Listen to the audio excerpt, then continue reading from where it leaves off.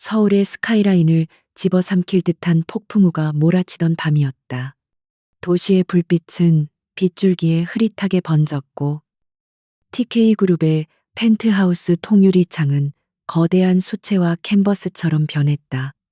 서윤이는 조심스러운 손길로 테이블 위에 마지막 접시를 올려놓았다. 그녀의 부푼 배가 식탁 모서리에 부드럽게 닿았다. 결혼기념일을 위해 며칠 동안 정성껏 준비한 저녁 식사였다. 남편 강태준이 가장 좋아하는 스테이크와 그녀가 직접 만든 소스, 그리고 그가 선물했던 값비싼 와인까지 모든 것이 완벽했다. 그녀는 만족스러운 미소를 지으며 자신의 배를 쓰다듬었다. 8개월 된 아기는 엄마의 행복을 아는지 부드럽게 움직였다. 현관문 비밀번호 누르는 소리가 들렸을 때 윤희의 얼굴에 환한 미소가 피어올랐다. 그녀는 조금은 무거워진 몸을 이끌고 현관으로 향했다. 태준 씨, 늦었네요. 오늘 같은 날까지 야근한 거예요. 그녀의 목소리에는 애정 어린 투정이 섞여 있었다.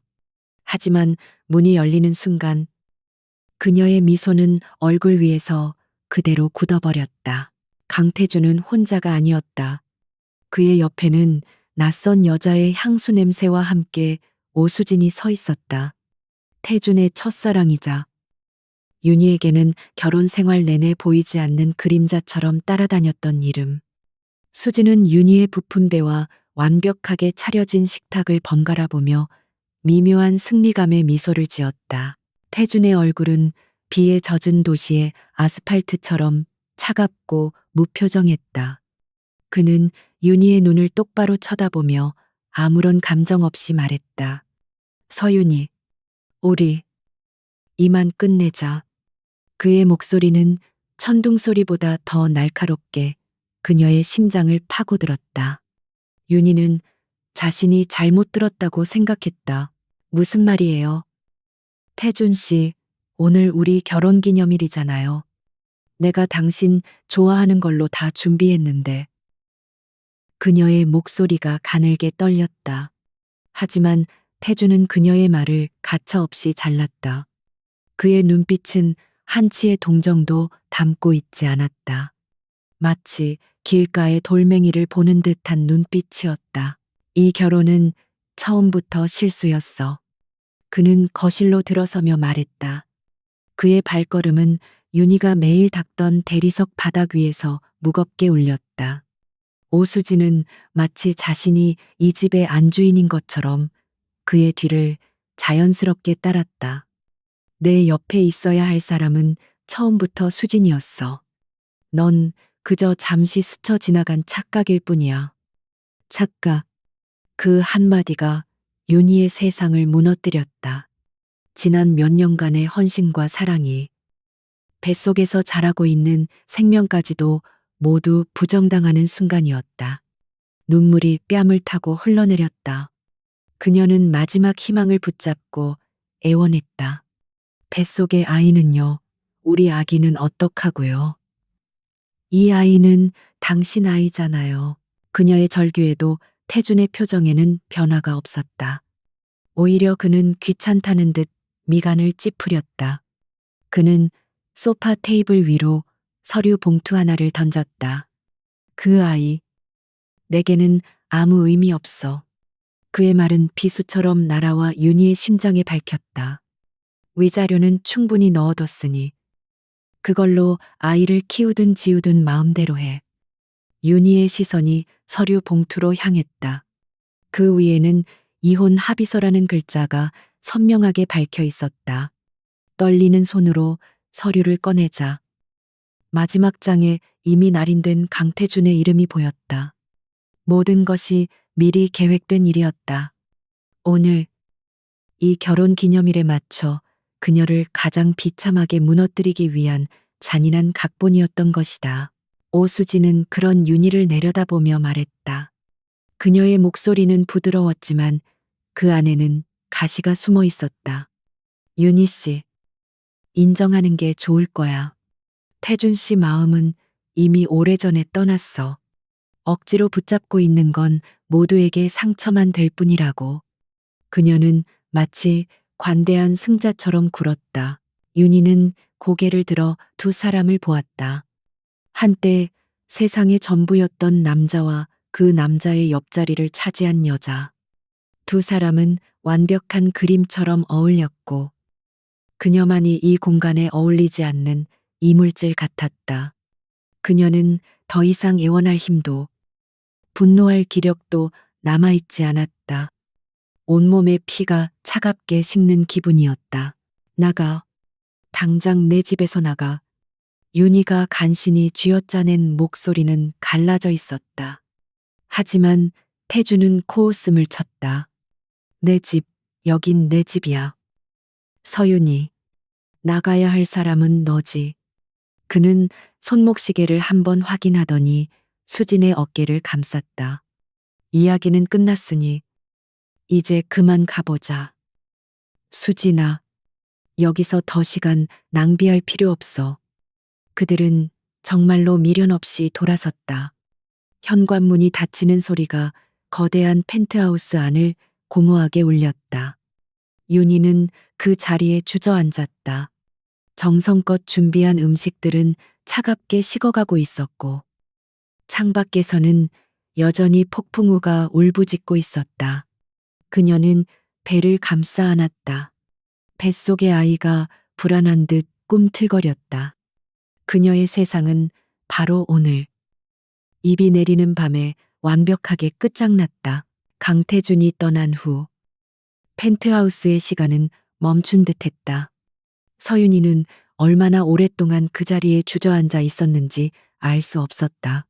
창밖의 빗줄기는 약해질 줄 몰랐고 차갑게 식어버린 음식들은 그녀의 무너진 삶을 조롱하는 전시품 같았다.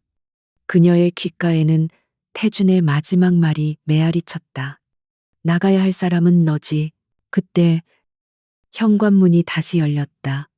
들어온 것은 태준이 아니라 검은 정장을 입은 두 명의 남자와 집사였다. 한때 그녀에게 허리를 굽혀 인사하던 집사는 이제 아무런 감정 없는 눈으로 그녀를 내려다보았다. 사모님, 회장님의 명령입니다. 지금 바로 이 집에서 나가주셔야겠습니다. 그의 목소리에는 일말의 동정심도 없었다. 윤희는 저항할 힘이 없었다. 그녀는 로봇처럼 천천히 일어섰다.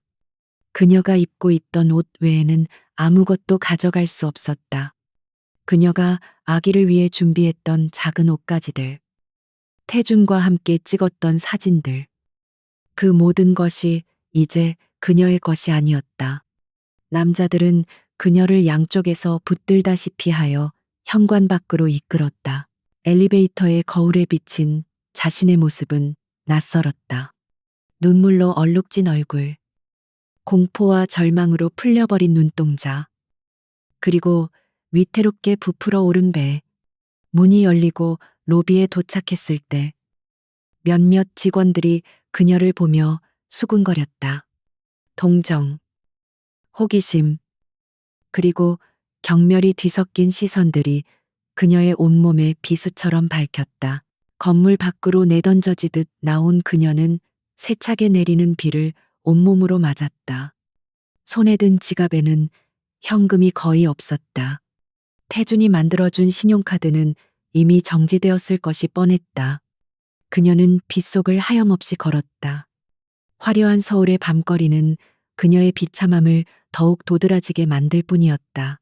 그녀는 공중전화 박스로 들어가 친정집에 전화를 걸었다. 하지만 수화기 너머로 들려온 어머니의 목소리는 차가웠다. 윤희야, 강서방한테 연락받았다. 네가 얼마나 큰 잘못을 저질렀으면 그 사람이 그러겠니. 우리 집안 망신시키지 말고 조용히 그 사람이 하라는 대로 해라. 태준이 이미 손을 써둔 것이었다. 세상은 그녀에게 등을 돌렸다. 강태준이라는 거대한 권력 앞에서 그녀는 한낱미물에 불과했다. 갈 곳 없는 윤희는 허름한 모텔의 방을 잡았다. 곰팡이 냄새가 코를 찔렀고 축축한 침대는 뼛속까지 시리게 만들었다.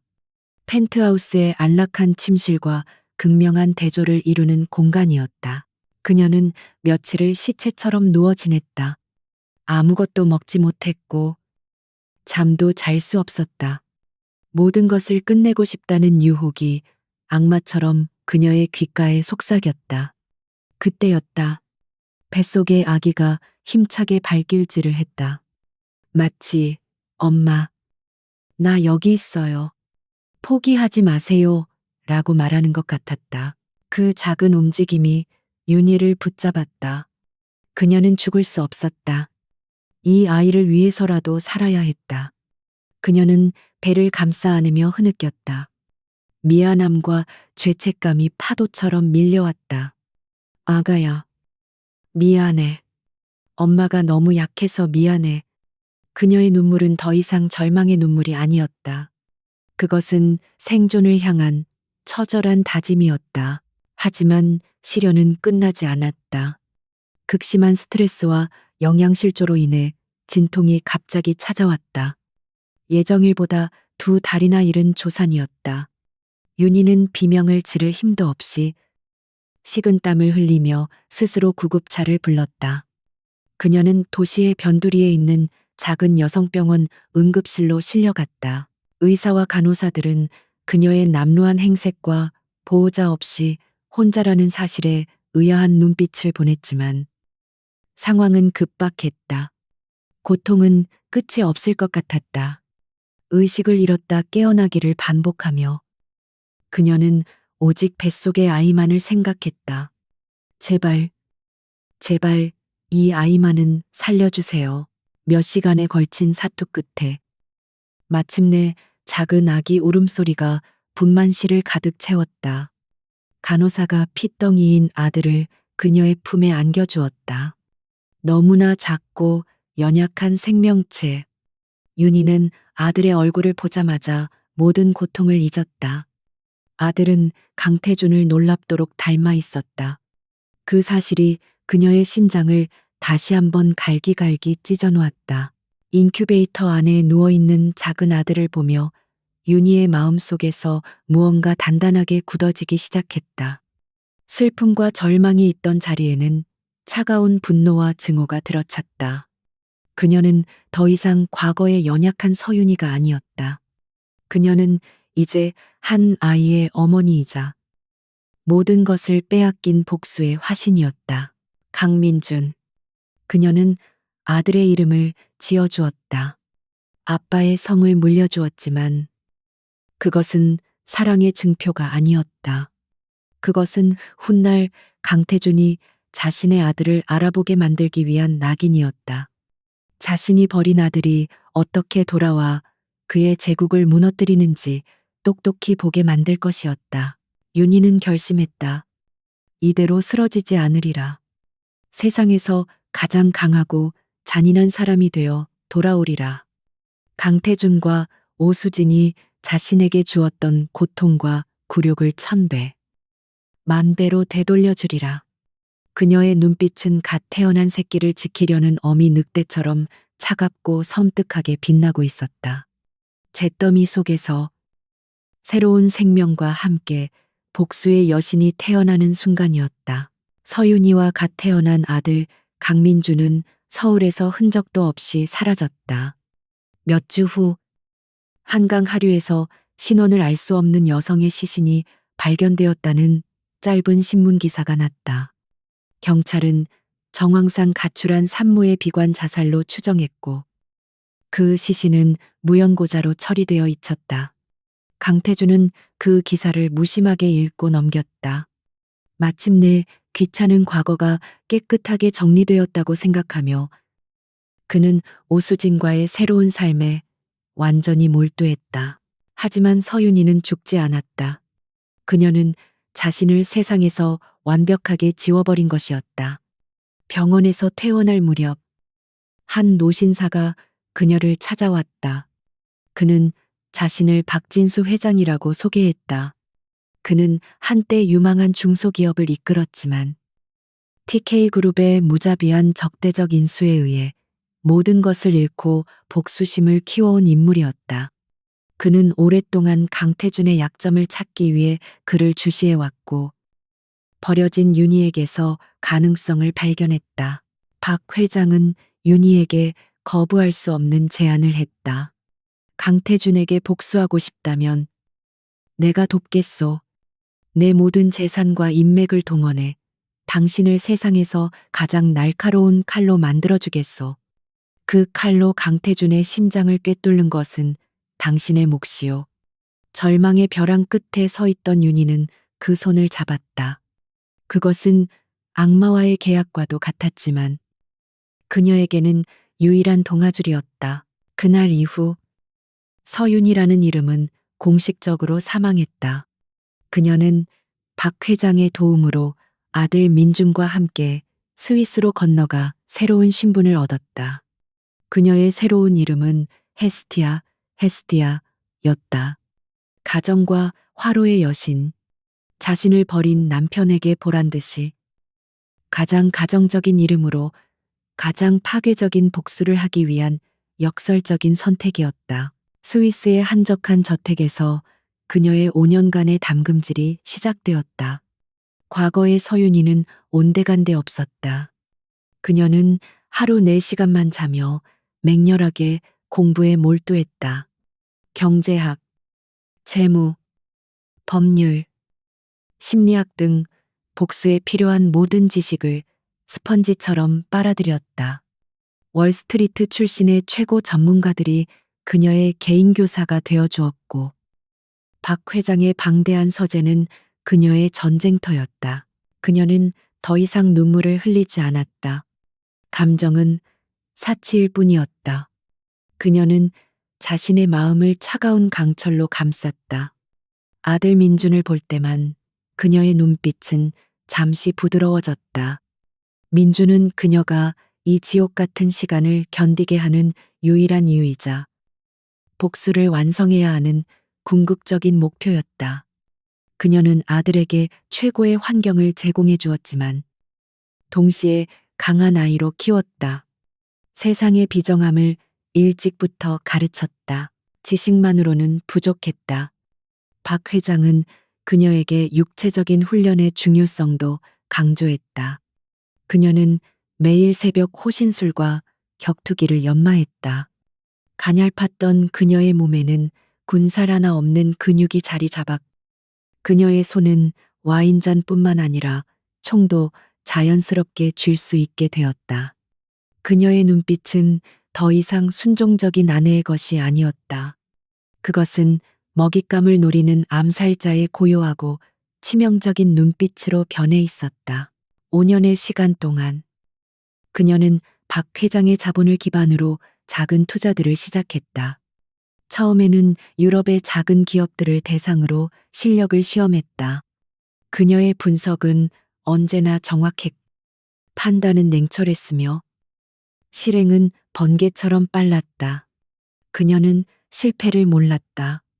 헤스티아라는 이름은 유럽 금융계의 어두운 뒷골목에서 서서히 명성을 얻기 시작했다. 그녀가 손대는 기업은 흔적도 없이 사라지거나 막대한 이익을 남기고 그녀의 손에 들어왔다. 마침내 5년이 지났다. 박 회장은 노안으로 조용히 눈을 감았다. 그는 죽기 전 자신의 모든 재산과 복수의 의지를 그녀에게 유산으로 남겼다. 이제 헤스티아의 뒤에는 스위스에 본사를 둔 거대한 사모펀드 프로메테우스 캐피탈이 있었다. 그녀는 이제 강태준과 대등하게 싸울 수 있는, 아니 그를 압도할 수 있는 힘을 손에 넣었다. 어느 날 밤 헤스티아는 제네바 호수가 내려다 보이는 자신의 사무실 통유리창 앞에 섰다. 그녀의 손에는 5년 된 한국 신문 스크랩이 들려 있었다. TK그룹의 강태준 회장과 유명 피아니스트 오수진의 성대한 결혼식 기사였다. 그녀는 그 사진을 말없이 내려다보았다. 그녀의 붉은 입술 끝에 차가운 미소가 걸렸다. 강태준, 이제 게임을 시작할 시간이야. 그녀의 목소리는 얼음처럼 차가웠다. 그녀는 신문 스크랩을 잘게 찢어 쓰레기통에 던져버렸다. 과거의 서윤이는 그 종이 조각과 함께 완전히 죽었다. 이제 한국으로 돌아갈 것은 복수의 여신 헤스티아뿐이었다. 그녀의 귀국은 조용하지만 그 파장은 TK 그룹이라는 거대한 제국을 뿌리부터 흔들 폭풍의 전조가 될 것이었다. 5년 후 서울 여의도 증권가는 보이지 않는 유령의 출현으로 술렁이고 있었다. 그 유령의 이름은 헤스티아였다. 스위스에 본사를 둔 사모펀드 프로메테우스 캐피탈의 수장. 그녀의 국적, 나이, 얼굴, 그 어떤 것도 알려진 바가 없었다. 금융계에 떠도는 정보는 단 2가지뿐이었다. 그녀는 여자라는 것. 그리고 그녀가 손을 댄 기업은 반드시 무릎을 꿇는다는 것.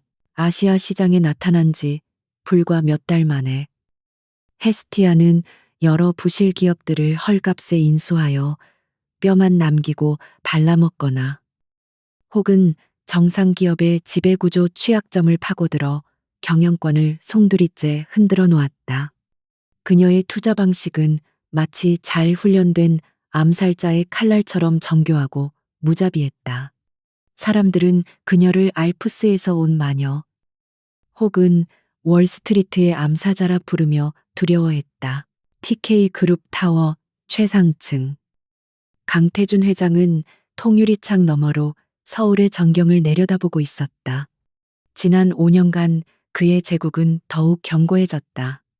오수진과의 결혼은 그의 사회적 이미지를 더욱 빛나게 해주었고 공격적인 사업 확장으로 TK그룹은 재계 서열 최상위권에 굳건히 자리매김했다.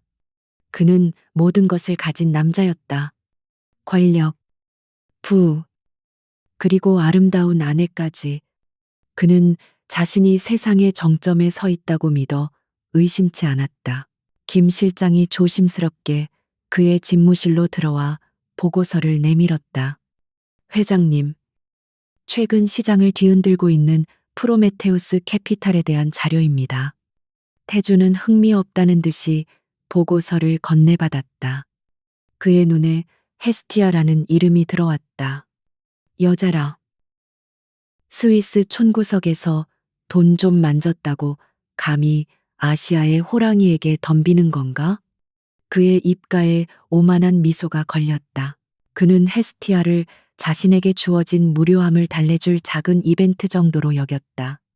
하지만 며칠 후 그의 심기를 건드리는 첫 번째 사건이 발생했다. TK그룹의 핵심 계열사 중 하나인 TK건설의 주가가 이유 없이 폭락하기 시작한 것이다. 시장에는 TK건설의 해외 수주 프로젝트에 심각한 문제가 생겼다는 악성 루머가 조직적으로 퍼져나갔다. 어디서 새어나간 정보인지 즉시 파악해 그리고 자사주를 매입해서라도 주가를 방어해 태주는 대수롭지 않게 지시했다. 그의 제국에서 이 정도의 위기는 언제나 있던 일이었고 그는 늘 돈의 힘으로 모든 것을 해결해 왔다. 하지만 이번에는 무언가 달랐다. 그들이 주가를 방어하기 위해 자금을 쏟아부으면 더 거대한 매도 물량이 나타나 주가를 찍어 눌렀다. 마치 그들의 움직임을 손바닥처럼 꿰뚫어 보고 있는 듯 했다. 불안감을 느낀 김 실장이 다시 보고를 올렸다. 회장님, 아무래도 이상합니다. 이번 공매도 세력의 배후에 프로메테우스 캐피탈이 있는 것으로 보입니다. 그들의 자금 흐름이 포착되었습니다. 그제야 태준의 미간이 살짝 찌푸려졌다. 그는 헤스티아라는 여자를 너무 얕봤다고 생각했다. 하지만 여전히 그의 오만함은 꺾이지 않았다. 고작 그 정도 자금으로 TK그룹을 흔들 수 있다고 생각하다니. 아주 건방진 여자로군. 좋다. 어디 한번 해보시지. 그녀가 가진 돈 전부를 이 시장에 쏟아붓게 만들어주지. 태주는 정면 대결을 선포했다. TK그룹의 막대한 자금력이 동원되기 시작했고 TK건설의 주가를 둘러싼 보이지 않는 전쟁이 시작되었다. 전쟁은 며칠간 치열하게 계속되었다. 여의도 전체가 TK그룹과 프로메테우스 캐피탈의 싸움을 숨죽여 지켜보고 있었다. 그리고 마침내 헤스티아가 결정적인 한 방을 날렸다. 장 마감 직전 프로메테우스 캐피탈은 TK건설의 지분 5%를 확보했음을 공시했다. 단순한 공매도 공격이 아니라 경영권 자체를 위협하겠다는 명백한 선전포고였다. 그날 밤 태주는 집무실에서 공시 자료를 노려보고 있었다. 보고자 헤스티아. 그 이름이 유독 그의 신경을 긁었다. 왜인지 모르게 익숙하면서도 불쾌한 느낌. 물론 그는 5년 전 자신이 버린 아내를 떠올리지 못했다. 그의 머릿속에서 서윤이는 이미 죽어 사라진 존재였기 때문이다. 감히 내 것을 탐내 태준의 눈빛이 싸늘하게 빛났다. 그는 처음으로 헤스티아라는 이름을 자신의 적수 리스트에 올렸다. 흥미로운 사냥감이 나타났다고 생각했다. 그는 아직 알지 못했다. 자신이 마주하게 될 상대가 단순한 기업 사냥꾼이 아니라 자신의 모든 것을 파괴하기 위해 지옥에서 돌아온 복수의 여신이라는 사실을. 서울의 밤하늘 아래 두 사람의 피할 수 없는 전쟁의 서막이 올랐다. 헤스티아가 TK건설의 지분 5%를 확보했다는 공시는 단순한 경고가 아니었다. 그것은 거대한 성벽을 향해 발사된 첫 번째 공성추였다. 다음 날 아침 TK그룹의 긴급 임원 회의실에는 얼음장 같은 침묵이 흘렀다. 강태준은 굳은 얼굴로 회의 테이블 끝에 앉아 있었다. 그의 눈빛은 폭풍전야의 하늘처럼 어둡고 사나웠다. 고작 5% 지분을 가진 놈들에게 이렇게까지 흔들리는 게 말이 된다고 생각하나. 태준의 목소리는 낮았지만 그 안에 담긴 분노는 회의실의 모든 사람을 압도했다. 임원들은 누구 하나 감히 그와 눈을 마주치지 못하고 고개를 숙였다. 김 실장이 떨리는 목소리로 입을 열었다. 회장님, 그들의 자금력이 상상 이상입니다. 마치 밑 빠진 독에 물붓기처럼 자금을 쏟아내고 있습니다. 돈이라면 우리도 밀리지 않아. 태준이 테이블을 주먹으로 내리쳤다. 당장 그룹의 모든 가용 자금을 동원해 우리 주식을 사들이는 족족 전부 흡수해버려. 그 스위스 촌뜨기들에게 본때를 보여줘. 그의 명령은 절대적이었다. TK그룹의 막대한 자본이 헤스티아와의 전면전을 위해 움직이기 시작했다. 시장은 두 거인의 싸움으로 들끓었다. 하지만 헤스티아는 정면 대결만 하는 어리석은 장수가 아니었다. 그녀는 강태준이 돈의 힘에 집중하는 동안 그의 제국을 다른 곳에서부터 좀먹기 시작했다. 그녀가 선택한 두 번째 전장은 여론이었다. 프로메테우스 캐피탈과 연계된 해외 언론사들에서 TK그룹의 지배구조 문제를 지적하는 기사들이 미묘하게 흘러나오기 시작했다.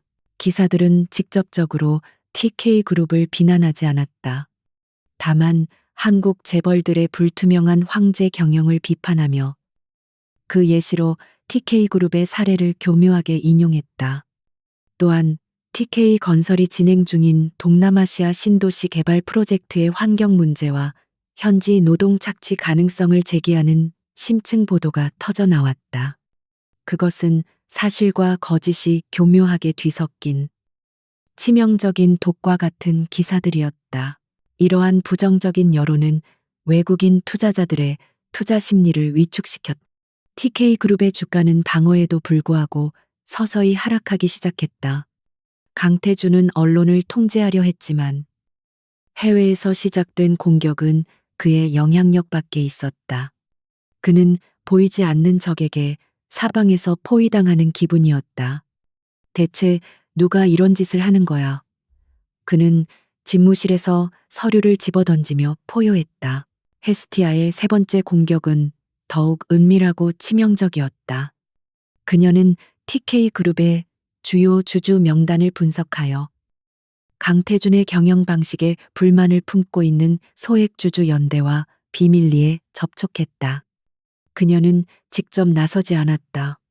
그녀의 대리인은 주주들에게 TK그룹의 숨겨진 부실과 강태준 일가의 전횡에 대한 자료를 제공하며 그들을 설득했다.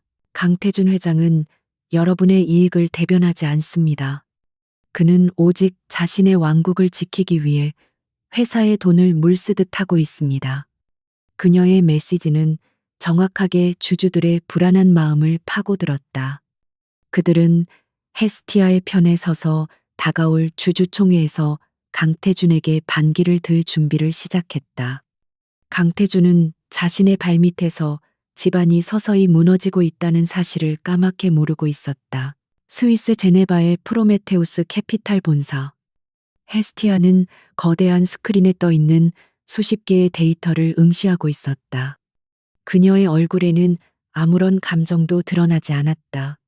마치 잘 짜인 악보를 지휘하는 마에스트로처럼 그녀는 서울에서 벌어지는 모든 상황을 통제하고 있었다. 그녀의 손가락이 키보드를 두드렸다. 이제 마지막 단계야. 그녀가 나지막이 읊조렸다. 그녀의 다음 목표는 TK건설이 아니었다. 강태준의 시선이 온통 TK건설에 쏠려 있는 동안 그녀는 아무도 예상치 못한 곳을 향해 칼을 겨누었다. 바로 TK그룹의 물류를 담당하는 건실한 자회사 TK로지스틱스였다. TK로지스틱스는 그룹 내에서 규모는 작지만 현금 흐름이 가장 안정적인 알짜 회사였다. 헤스티아는 미리 매수해둔 경쟁사들을 이용해 TK로지스틱스의 핵심 운송 계약들을 빼앗기 시작했다. 동시에 내부 고발자를 통해 회계장부의 작은 오류들을 금융감독원에 제보했다. 갑작스러운 계약 해지와 세무조사라는 연타를 맞은 TK로지스틱스는 순식간에 혼란에 빠졌다. 강태준은 뒤통수를 제대로 맞은 기분이었다. 그는 TK건설을 지키기 위해 모든 신경을 쏟고 있었는데 정작 불은 예상치 못한 곳에서 터졌다. 그는 마침내 깨달았다. 상대는 단순히 돈만 많은 투자자가 아니라는 것을. 그는 교활하고 치밀하며 잔인한 전략가였다. 그는 자신의 제국 전체를 노리고 있었다. 그날 밤 강태준은 처음으로 잠을 설쳤다. 그의 머릿속은 헤스티아라는 이름으로 가득 찼다. 대체 누구길래 이토록 나를 잘 아는 것처럼 공격하는 것인가? 그는 김 실장을 불렀다. 수단과 방법을 가리지 마. 스위스에 있는 우리 정보원을 총동원해서라도 헤스티아라는 여자의 정체를 알아내. 사진 한 장이라도 좋으니 그녀가 누구인지 내 눈으로 직접 확인해야겠어. 그의 눈빛은 더 이상 오만함이 아니라 위험한 맹수를 마주한 사냥꾼의 날카로운 경계심으로 번뜩이고 있었다. 그는 아직 몰랐다. 자신이 그토록 찾으려 하는 그 여자의 얼굴이 5년 전 자신이 지옥으로 밀어넣었던 바로 그 여자의 얼굴이라는 것을. 경제라는 이름의 체스판 위에서 체크메이트는 서서히 다가오고 있었다. 강태준이 동원한 정보망은 대한민국에서 최고라 자부했다. 돈으로 살 수 있는 정보라면 무엇이든 그의 책상 위로 올라왔다. 하지만 헤스티아라는 이름 앞에서는 그 막강한 정보망도 무용지물이었다. 스위스의 철저한 개인정보 보호법과 프로메테우스 캐피탈이 구축한 몇 겹의 방화벽은 강태준의 하수인들이 감히 뚫을 수 없는 철옹성이었다. 아무것도 없다는 게 말이 되나 유령이란 말인가. 태준은 김 실장이 내민 보고서를 집어던졌다. 보고서에는 신원 특정 불가라는 글자만 반복해서 적혀 있었다. 헤스티아는 마치 허공에서 태어난 존재 같았다. 그녀의 과거는 완벽하게 지워져 있었고 현재는 베일 속에 가려져 있었다.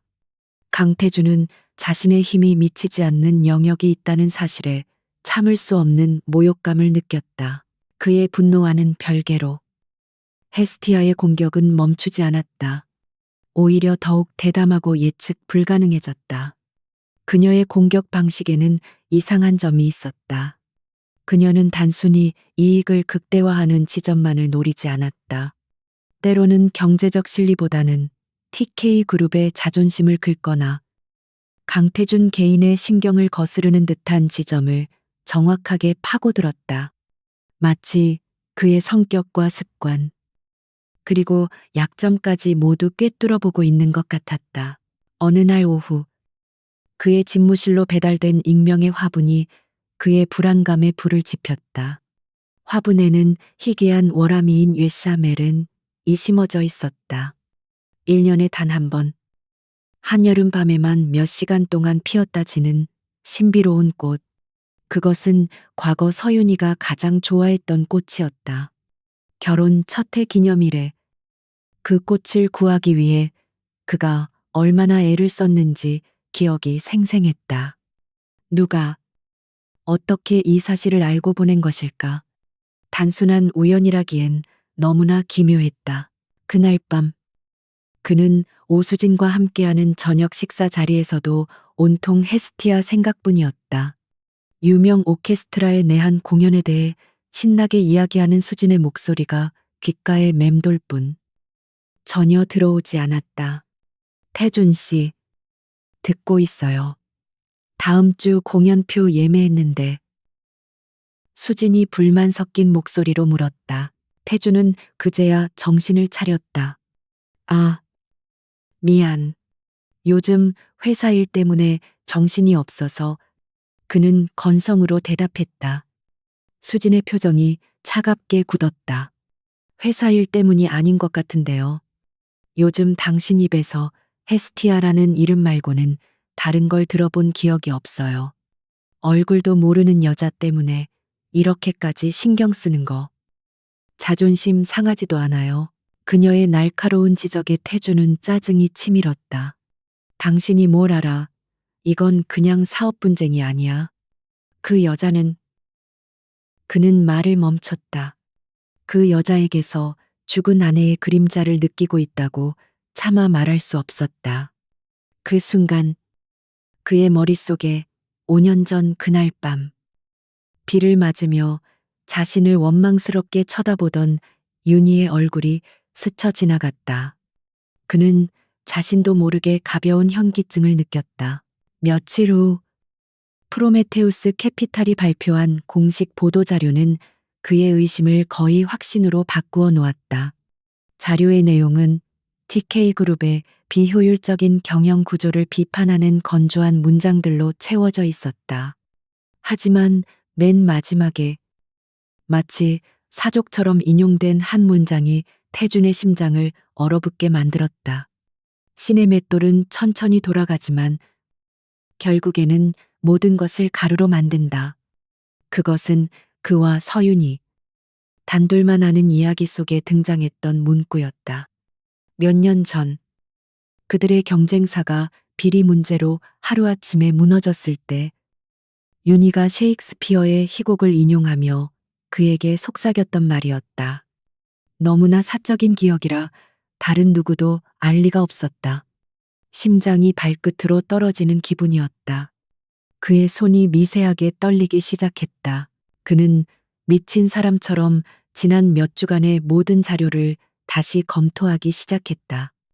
헤스티아가 공격을 시작한 날짜, 그녀가 인수한 페이퍼 컴퍼니의 이름들, 그녀가 언론에 흘린 정보의 패턴들. 그 속에서 그는 끔찍한 규칙성을 발견했다. 공격 개시일은 그들의 결혼 기념일이었고, 페이퍼 컴퍼니의 이름들은 그들이 함께 여행했던 도시들의 이니셜을 조합한 것이었다. 이것은 복수였다.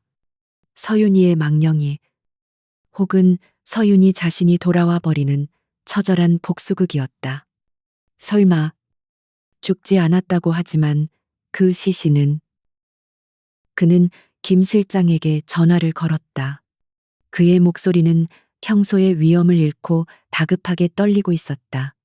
김 실장, 5년 전 한강에서 발견된 신원미상 여자 변사체 사건. 지금 당장 제조사의 유전자 정보부터 시작해서 모든 기록을 다시 확인해봐. 당장 그 시각 제네바의 헤스티아는 자신의 사무실에서 서울의 야경을 실시간으로 보여주는 스크린을 보고 있었다. 유독 환하게 불이 켜진 TK 그룹 타워의 최상층을 보며 그녀의 입가에 얼음 같은 미소가 번졌다. 그녀는 강태준이 지금쯤 어떤 혼란과 공포에 빠져 있을지 정확히 알고 있었다. 그녀가 던진 미끼들을 그가 하나씩 물기 시작한 것이다. 이것은 시작에 불과했다. 그녀는 단순히 그의 회사를 빼앗는 것으로 만족할 수 없었다.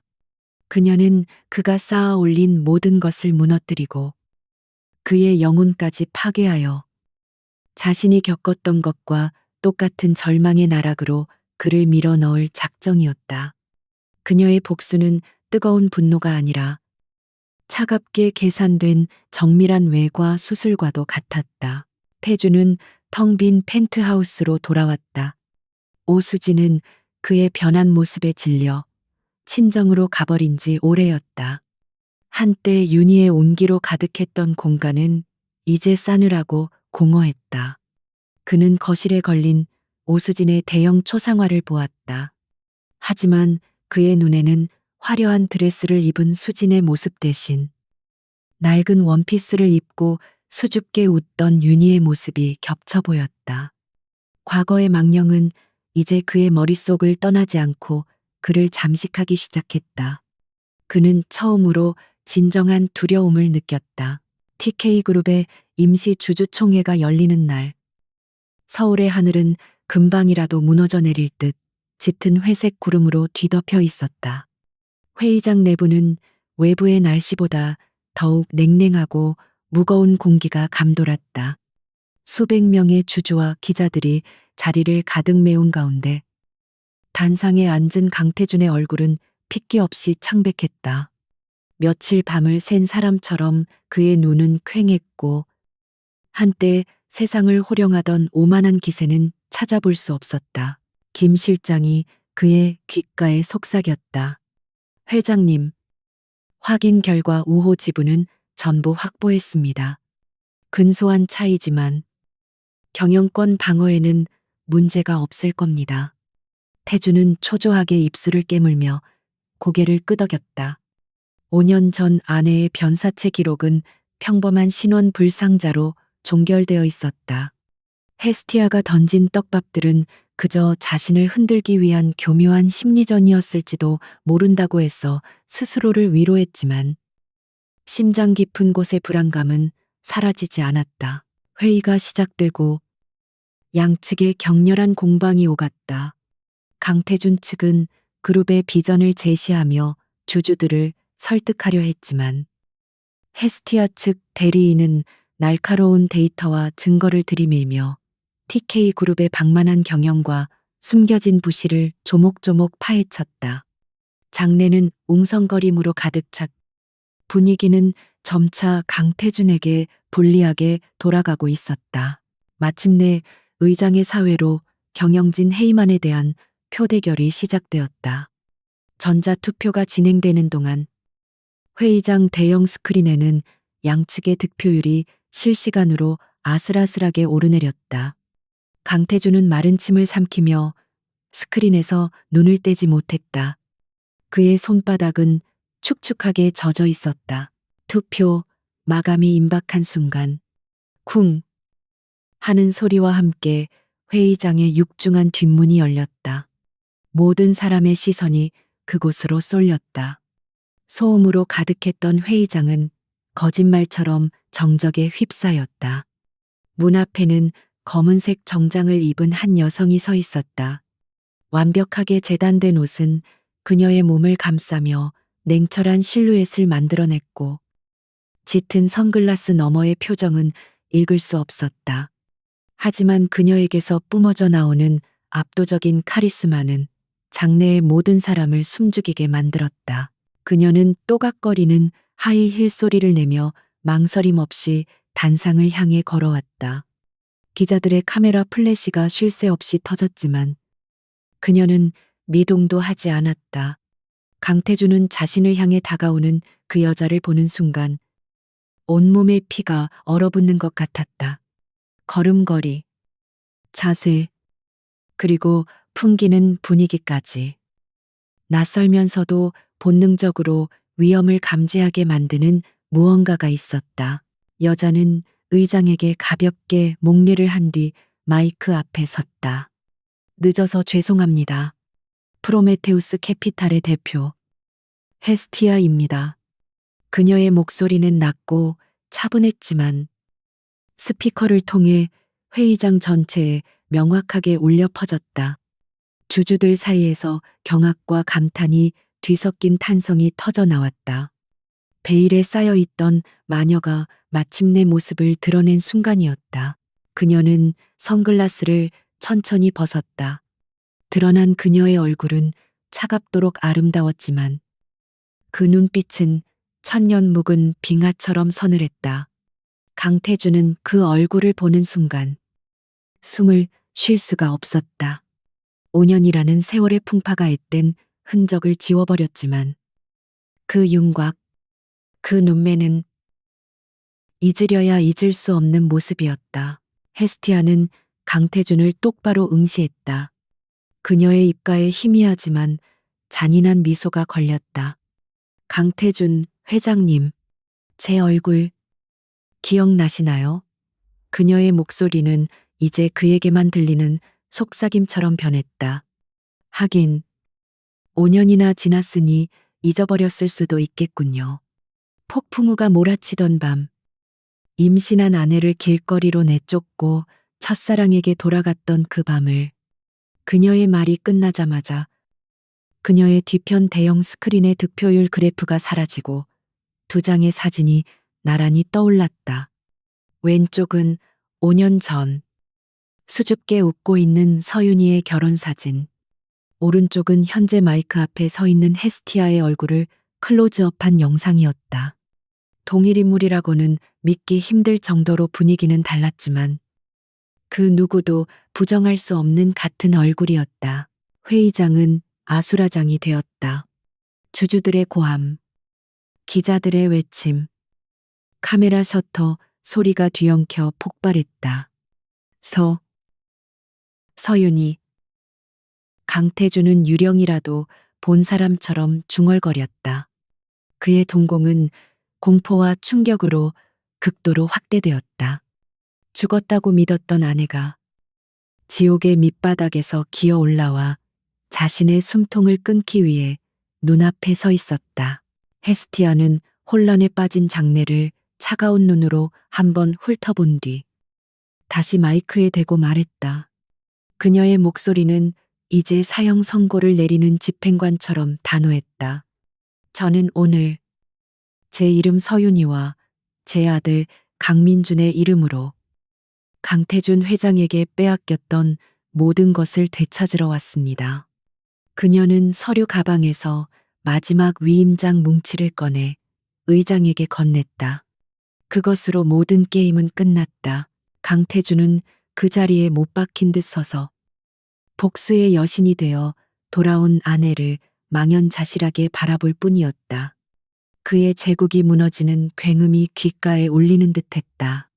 가면이 벗겨진 순간 그의 세상은 산산조각 나기 시작했다. 주주총 회장이 폭탄을 맞은 듯한 혼란에 휩싸인 그 순간 헤스티아의 진짜 복수는 막 시작되고 있었다. 그녀가 단상 위에서 강태준에게 사형 선고를 내리는 동안 그녀의 지시에 따라 프로메테우스 캐피탈의 법무팀과 홍보팀은 일사불란하게 움직였다. 수년간 치밀하게 수집하고 분석한 증거 자료들이 동시다발적으로 검찰과 모든 언론사에 배포되었다. 그 자료들 안에는 TK그룹의 추악한 민낯이 고스란히 담겨 있었다. 수조 원대의 분식회계, 해외 유령 회사를 이용한 자금 세탁, 정관계 인사들에게 뿌려진 검은 돈의 목록, 그리고 강태준 일가가 조성한 거대한 비자금의 흐름까지 모든 증거는 너무나 명백하고 구체적이어서 그 누구도 감히 부인할 수 없었다. 대한민국이 발칵 뒤집혔다. 다음 날 아침 주식 시장이 열리자마자 TK그룹의 모든 계열사 주가는 폭포수처럼 쏟아져 내렸다. 개장과 동시에 하한가를 기록했고 팔겠다는 주문만 쌓일 뿐 사겠다는 사람은 아무도 없었다. 강태준이 평생에 걸쳐 쌓아 올린 모래성은 단 하루 만에 파도에 휩쓸려 흔적도 없이 사라지고 있었다. 언론은 연일 TK제국의 몰락이라는 자극적인 헤드라인으로 그의 추락을 대서사시처럼 보도했다. 강태준은 자신의 집무실에 스스로를 가둔 채 망연자실하게 앉아 있었다. 전화는 불이 나도록 울렸지만 그는 아무것도 할 수 없었다. 그의 모든 권력과 영향력은 신기루처럼 사라졌다.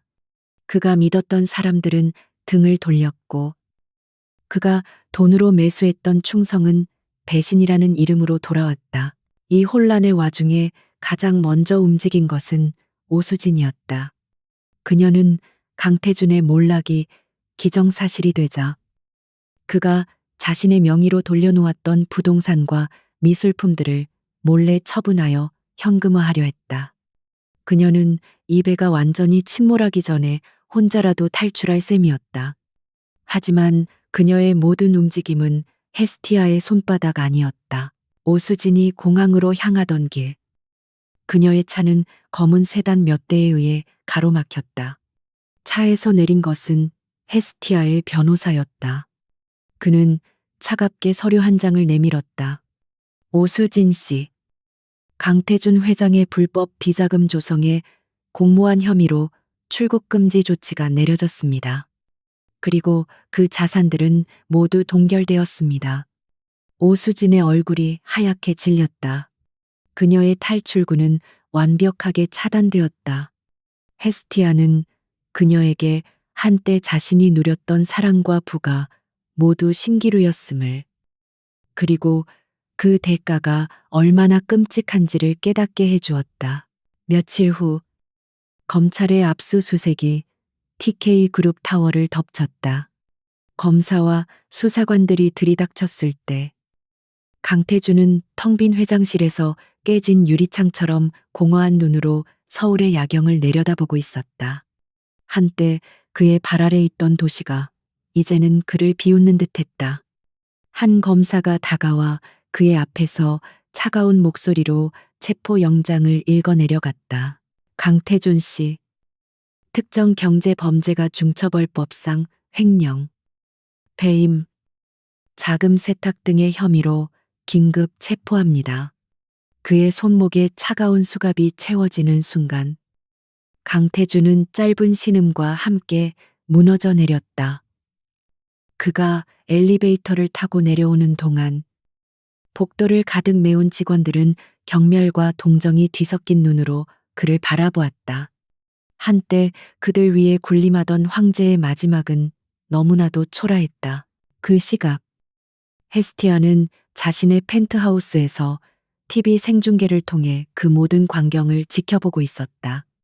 포토라인에 서서 수많은 카메라 플래시 세례를 받는 강태준의 비참한 모습이 화면 가득 클로즈업 되었다.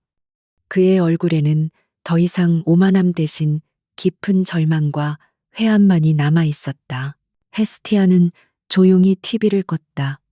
그녀의 얼굴에는 기쁨도 슬픔도 아닌 그저 모든 것이 끝났다는 깊은 피로감만이 서려 있었다. 강태준은 모든 것을 잃었다. 회사, 재산, 사랑이라 믿었던 여자, 그리고 사회적 명예까지 그녀가 원했던 완벽한 복수였다. 여신의 분노는 마침내 폭풍이 되어 그의 모든 것을 휩쓸고 지나갔다. 강태준에 대한 재판은 세기의 재판이라 불리며 온 국민의 관심 속에서 진행되었다. 법정에선 그는 더 이상 오만한 재벌 총수가 아니었다. 그는 모든 것을 잃고 급격히 늙어버린 패배한 한 명의 인간일 뿐이었다. 수많은 혐의들이 증거와 함께 제시될 때마다 그는 힘없이 고개를 떨구었다. 결국 법원은 그에게 수십 년의 중형을 선고했다. 한 시대의 거인이었던 그의 이름은 이제 죄수 번호로 대체되었다. 그의 제국이었던 TK그룹은 헤스티아의 손에 들어와 대대적인 구조조정에 들어갔다. 그녀는 부패한 임원들을 모두 잘라내고 불필요한 사업 부문은 과감하게 매각했다. 회사의 이름은 헤라 홀딩스로 바뀌었다. 최고의 여신이자 남편의 배신에 가장 혹독하게 복수했던 여신의 이름이었다. 그녀는 자신의 복수가 끝났음을 세상에 공표하는 듯했다. 헤스티아는 이제 권력의 정점에 섰다. 그녀의 말 한마디에 시장이 움직였고 그녀의 결정 하나에 수많은 기업의 운명이 갈렸다. 사람들은 그녀를 경외하고 두려워했다. 5년 전 뱃속에 아이를 안고 빗속을 헤매던 서윤이의 모습은 그 어디에서도 찾아볼 수 없었다. 그녀는 완벽한 승리자였다. 하지만 밤이 되어 홀로 거대한 펜트하우스에 남겨졌을 때 그녀를 찾아오는 것은 승리감의 희열이 아닌 지독한 공허함이었다. 지난 5년간 그녀를 살아있게 했던 것은 오직 복수심이라는 뜨거운 불꽃이었다. 그 불꽃을 연료 삼아 그녀는 스스로를 강철처럼 단련했다. 하지만 이제 그 불꽃이 꺼져버리자 그녀의 안에는 차가운 잿더미와 텅 빈 공간만이 남았다. 그녀는 무엇을 위해 달려왔던가? 이 모든 것이 정말 그만한 가치가 있었던가? 어느 날 그녀는 교도소로 향해 변호사를 통해 면회를 신청하자 강태준은 처음에는 거부하다가 결국 받아들였다. 차가운 유리벽을 사이에 두고 두 사람은 마주 앉았다. 죄수복을 입은 강태준은 헤스티아를 알아보지 못할 정도로 쇠약해져 있었다. 그의 눈에는 한때 세상을 담았던 야망 대신 오직 깊은 공허함만이 담겨 있었다. 왜 이제 와서 나타난 거지? 그의 목소리는 갈라져 있었다. 헤스티아는 아무런 감정 없는 눈으로 그를 바라보며 나지막이 말했다. 당신을 보기 위해서 당신이 모든 것을 잃고 가장 비참한 모습으로 무너져 내린 것을 내 두 눈으로 직접 확인하고 싶었으니까. 그녀의 목소리에는 동정심이라고는 한 톨도 없었다. 후회. 안 하나 강태준이 힘겹게 물었다. 헤스티아의 입가에 옅은 조소가 스쳤다. 후에 내가 버려지고 내 아이가 죽음의 문턱을 넘나들 때 당신은 후회했었나? 후회는 당신 같은 패배자들이나 하는 변명일 뿐이야. 그녀는 자리에서 일어섰다. 더 이상 그와 나눌 이야기는 없었다.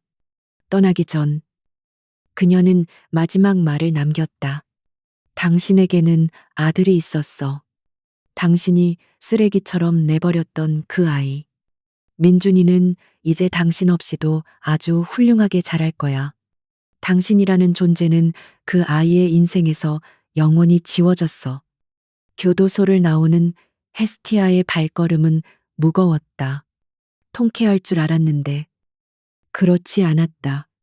강태준의 무너진 모습을 확인한 것은 낮고 해진 상처의 딱지를 떼어내는 행위와 같았다. 상처는 아물었지만 흉터는 영원히 남았다. 복수는 끝났지만 그 과정에서 그녀 역시 많은 것을 잃었다. 그녀는 괴물과 싸우기 위해 스스로 괴물이 되어버렸던 것이다. 집으로 돌아오자 아들 민준이가 달려와 그녀의 품에 안겼. 엄마, 오늘 왜 이렇게 늦게 왔어요? 보고 싶었어요. 아이의 순수한 눈망울을 보는 순간 그녀의 얼어붙었던 심장이 작게 흔들렸다. 그녀는 지난 5년간 아들에게 좋은 엄마가 되어주지 못했다. 복수의 눈이 멀어 아이의 가장 중요한 성장기를 온전히 함께해주지 못했다. 그녀는 아들을 힘껏 끌어안았다. 복수의 대가는 바로 이것이었다. 그녀가 되찾은 것은 돈과 명예였지만 잃어버린 것은 평범한 엄마로서의 시간과 따뜻한 마음이었다. 그녀는 이제 무엇을 위해 살아야 할까? 텅 빈 눈으로 창밖의 야경을 내려다보던 그녀는 자신의 옆에 꼭 붙어 있는 작은 온기를 느끼며 아주 오랜만에 눈물을 흘렸다. 그것은 복수의 끝을 알리는 차가운 눈물이었다. 복수는 끝났지만 서윤이의 전쟁은 아직 끝나지 않았다. 다만 이제 그녀의 적은 강태준이 아닌 그녀 자신 안에 존재하는 헤스티아라는 이름의 괴물이었다. 그녀는 매일 밤 거울 속에서 차갑고 공허한 눈의 여자를 마주해야 했다. 아들 민주는 그런 그녀의 유일한 구원이자 그녀가 다시 인간 서윤이로 돌아가야만 하는 이유였다. 그녀의 첫 번째 변화는 회사에서 시작되었다. 헤라홀딩스의 회장으로 취임한 그녀는 긴급 이사회를 소집했다. 강태준 시절의 늙은 여우 같던 임원들은 그녀가 또 어떤 피해 숙청을 시작할지 몰라 바짝 긴장하고 있었다. 하지만 그녀의 입에서 나온 말은 모두의 예상을 완전히 뒤엎었다. 헤라홀딩스는 과거 TK그룹의 방식을 답습하지 않을 것입니다. 그녀의 목소리는 단호했다.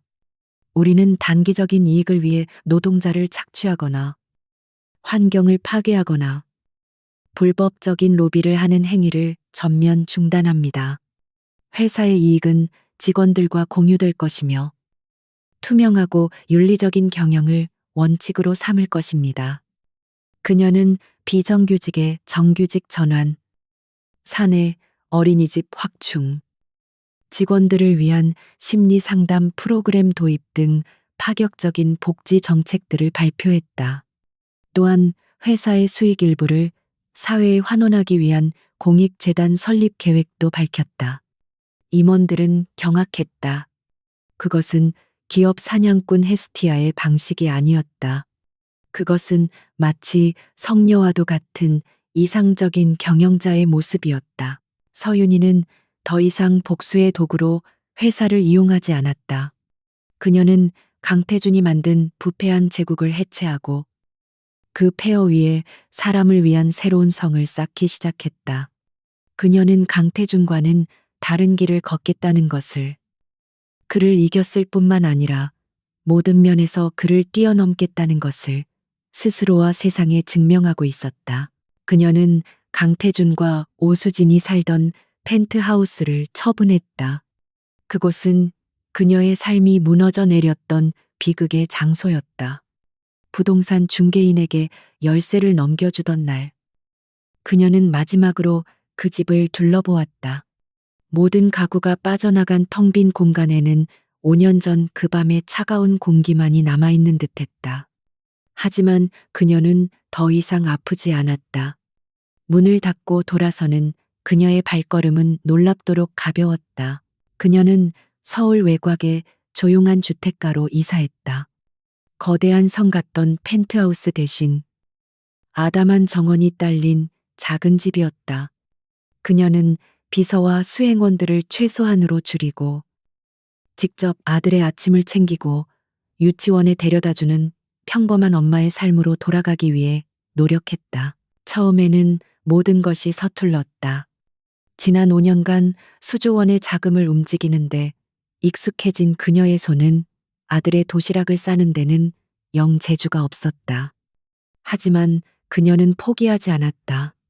민준이가 그녀가 만들어준 삐뚤빼뚤한 김밥을 맛있게 먹어줄 때마다 그녀는 세상을 다 가진 것 같은 행복을 느꼈다. 그것은 TK그룹을 손에 넣었을 때의 공허한 승리감과는 비교할 수 없는 충만함이었다.